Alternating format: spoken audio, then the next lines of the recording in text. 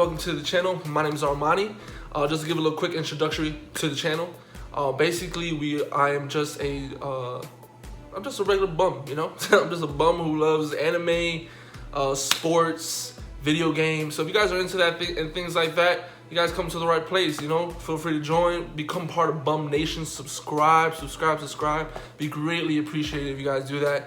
Well, let's get right into it. Today we're gonna be talking about the NBA playoffs, day 1 of the NBA playoffs. So we're talking about first game, Jazz versus Nuggets. This game was insane. When I tell you insane, it was insane. Man, Donovan Mitchell went off for 57. Gobert had about 17-7. Ingles did good too. Clarkson did good off the bench as well. The game was pretty much close the whole time. Donovan went off though. I don't know if you guys remember my first video when I said, man, like, whew, I doubted Donovan Mitchell. And just watching this playoff game, bang, he went off. So he just spazzed, man. It was crazy. But at the same time, though, the Nuggets, man. You know the crazy thing about the Nuggets? The Nuggets is they have so much young talent from, like, the draft. That's insane. Everybody's drafted. So you got Jamal Murray, Jokic. You still got Gary Harris. I don't know what happened to Will Barton, but I think he might be hurt, but he's still there. And then you have Bobo, who didn't play. We're going to get into that, though.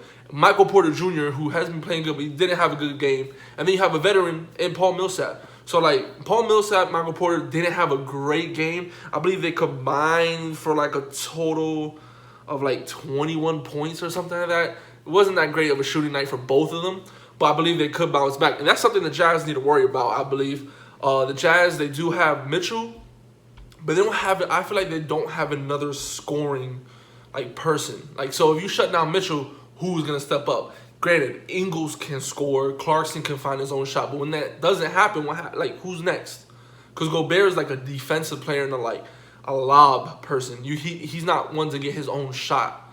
And same thing with, like, I mean, who else can you think of that comes to mind from the Jazz that you're like, oh, snap, like, he could put in work for them? I don't have anybody really, to be honest with you, but it was a great game. Mitchell solidifying himself, man. Like, whew, this man is nice. I really do like his game. His jump shot is just so pretty. Ooh, that shit is just wet. You know what I mean? But then you got Jamal Murray, who he played a fantastic game. I believe he dropped 36, 9 assists. Jokic had a double-double with 29 and 10 rebounds. So those two off rip are just, you just have those two to kind of counter Donovan Mitchell and Rudy Gobert. But then you have Joe Ingles. But then to respond with Joe Ingles, technically you have Paul Millsap, who can score. He just had an off night. And then you have Michael Porter Jr., who can go off as well, who could shoot, drive, do all those things. And then you have Bobo, who you haven't even played. So, like, I feel like the Nuggets is so, their team is just so deep. Like, man, they have so much talent on that team. The only thing is they're young. So that being that they're young is just like, maybe not too much experience. But Murray and Jokic, and especially Millsap, they have a lot of experience in the playoffs now. Like, I feel like they're gonna beat. I'm still sticking with my pick. Nuggets are going to beat. They're going to beat Utah. I didn't think it was going to be that close, like that crazy, but the game was awesome. It was a great way to start off the playoffs, like right off rip. Next game, let's get into it. Raptors and Nets. We kind of all knew what this was going to be. You know, Fred VanVleet, you know, Mini Drake. He went off for like 30. I think he shot like, 8 of 10 from three-point range. That's insane. No one could stop him. What's his name? Ibaka. Ibaka, he went off, coming off the bench. I think he had like 22. You have Marcus Gasol score, I think about like 15. And then you also have Lowry. Lowry didn't have a great shooting night. He still put up 16, almost got a triple-double. I think he had like 7 and 8 or like 7 and 7. But, I mean, Lowry could go off either way too. Like, Lowry's just annoying. He's like a gnat that doesn't go away, you know what I mean? But he's a great player to have on your team. Like, I'm not going to lie. So that game was pretty much just, we all knew what it was going to be. The Nets don't have their people. They don't have Kyrie. They don't have Spencer Dinwiddie. They don't have DeAndre, and they don't have KD. So pretty much the Nets are just a next year's team. I still think they could get one. I think Karis LeVert, he didn't have a great shooting night, and he will go off for at least one game. So I think they have that still in the tuck. But granted, I think the series is going to be over. I still think it'll be 4-1 going Toronto's way, going to the next round. So yeah, I mean, next one. So next, Celtics and 76ers. This is an interesting one because Ben Simmons is not playing. There's been a whole bunch of things about Ben Simmons and Embiid not playing well together. Their games don't kind of intertwine that great. And Embiid wants the ball, but Simmons, in order to be dominant, he needs the ball in his hand. He can't shoot. We all know that. I don't care what anybody says. He can't shoot. He just can't. Right now, he just does not shoot. And then you have Tobias Harris. He disappears. He dropped 15, but he's gonna have, since Simmons is out, he's gonna have to drop more than that in order for these guys to beat the Celtics. We're gonna get into the Celtics in a bit, but just to go around the 76ers team is just, you have Josh Richardson, came from the Heat. I hate to give him up, but it is what it is. We got Jimmy. But you got him. He's great defensive. I believe he had about 18 points. So that's not bad for him, per se. But Tobias Harris needs to step up if they want to win. And it still wasn't a bad game. It was 109 and 101. Celtics took it. But you got to remember, though. So the Celtics had Jaylen Brown go off. And then they also had Tatum go off. Tatum had 30. Jaylen Brown had 29. Kemba had 19. Hayward didn't have that great of a shooting night. If Hayward could get back into it, that's a pretty tough team to beat, I think, in the East. And I'm a Heat fan. I think the Heat. I want the Heat to come out the East, but the Celtics are nice. They have a nice team. And Marcus Smart, he's like another Pat Bev. You don't really like him unless he's on your team. But he plays great defense. But those guys, man, they're young. That's the crazy thing about it. Coach is young. Brad Stevens is young. I think the oldest person there is Kemba and Hayward. And both of them didn't have that great of a night. Because remember, Kemba could go off. Hayward could go off. Right now, Tatum and Brown are just doing work. And I feel like that's going to be great. It's going to be great for basketball. And this series, I feel like this series is going to be, it's going to be close, though. I feel like it can go either way. But I do have Boston winning.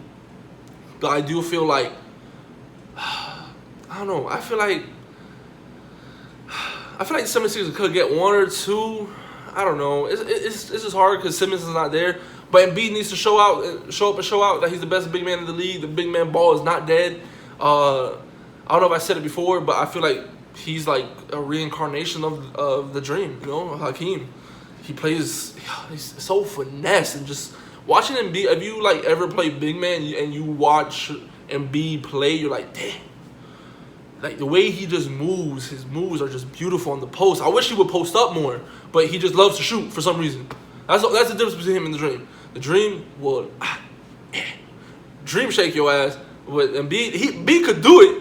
If y'all remember the All-Star game, he did it to LeBron, and that was gorgeous. And then he hit the fadeaway. Oh man, it was so nice. But I feel like he needed to utilize the post more. No one can stop him on the block. That's what I feel, on the left or the right block. No one can stop him. But I feel like he feels like he has to shoot threes, but he has to rely more on his teammates, as in Tobias Harris, you need to step up. Richardson, hit these threes. Things like that. And I feel like the series could become more intense. I do still have Boston winning and just taking the series and just moving on to the next round, just because they have so much talent. It's insane. You look at their lineup, you're like, damn, you got Tatum, Brown, Hayward, and Walker. That's insane, man. It's pretty insane. Now the final game. This game right here got me mad. It got me tight. Man, the Clippers took the dub. Clippers versus Mavericks. Y'all hopefully saw the game. I saw the game. It was some straight up bull. I do not want the Clippers to win anything, you know. I do think the Clippers are going to advance. Obviously, they do have a good team. I think they could get beat out by Denver if Denver advances. That's just my opinion. But we'll get into that when all that occurs. But pretty much, so Clippers 118 to 110. Mavs was winning like the whole game. They were putting that pressure on them. It was kind of crazy. You're like, damn, yo, this is about to happen. Like they about to lose the first game, and Luka was having a hell of a game. Too many turnovers though, 11 turnovers. Nah, but he still, I mean, put on a show, man. He had 42, 7, and 9. Man. And the dude is young. That's the crazy thing. Hardaway stepped up. Porzingis had about 14 before he got ejected. So he received 1 T for a bull call, in my opinion. He got fouled at one end, and then he did a clean block, and they called it. Anybody could be upset about it. If you guys listen to Stephen A. Smith in the morning, he kind of talked about it as well in regards to, like, these dudes have been in the bubble for so long, you know? Like, we don't understand. Like, these guys have been there for 2 months, no interaction with outside except Lou Williams. and then you're like, it gets a little chippy in a game, or some guys express over emotional, you know what I mean? Like, emotions get high and things like that, and you guys want to tee them up. Like, come on, man. Like, and then this is a game, like, they had, I feel like they got robbed. I honestly feel like they got robbed. The ejection was unnecessary. Morris instigated the whole thing. Luka was just like, yo, fam, like, what are you doing? Like, what are you doing? You're bumping into me. Like, come on, man. And then Luka just walked away. Morris, if you see the video, Morris gets there, turns around, looks at Luka, and is like, fam, what? And he just walks up to him, and Porzingis steps in like, yo. Hey, this is my man's. What are you doing? And then, of course, you have the little gnat, Beverly, trying to jump over the ref. If you see it, it's kind of funny. He's like, hey, jumping over it. He's so annoying. I can't stand Patrick Beverly. So they gave him both techs. That was Porzingis' second tech, which was bull. Dirk said it was bull. Legend. LeBron, obviously the King said, yo, that's bogus, man. Let's let these dudes play. Like, they were playing good. And then what happened? I feel like that kind of, like, took away from the Mavs, like, run. Because the Mavs will make run, but then the Mavs will make their own run and keep the score up. And then you're like, damn, yo, like, these guys are playing good. But at the end, it wasn't enough for the Mavs. Like, that hurt them a lot. Like, Porzingis coming out the game. Even though he wasn't having, like, a great shooting night, him coming out the game was really, really, like, effective for the Clippers. The Clippers kept going on a run. Kawhi finished with, like, 29-12. He didn't have a great shooting night. He was 1 for 7 from 3. Alone, Paul George, he stepped up. He had about 27. Morris had 19. Zubac had a double-double, 10 and 10. And Williams, he went off for 14 with, like, 5 assists. So, like, Williams didn't even go off either. So, granted, I mean, but the two main players, which is Kawhi and Paul George, did their thing, you know? And, Patrick Beverly only had like 5 points, by the way. He only had like 5 points. He talked so much, he only had 5 points.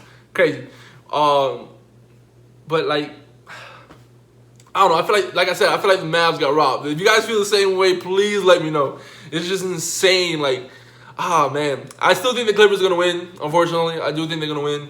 I think in order for the Mavs to try to win, I think they'll get a game or maybe 2 from seeing yesterday's game. If they keep playing like that, it should be good.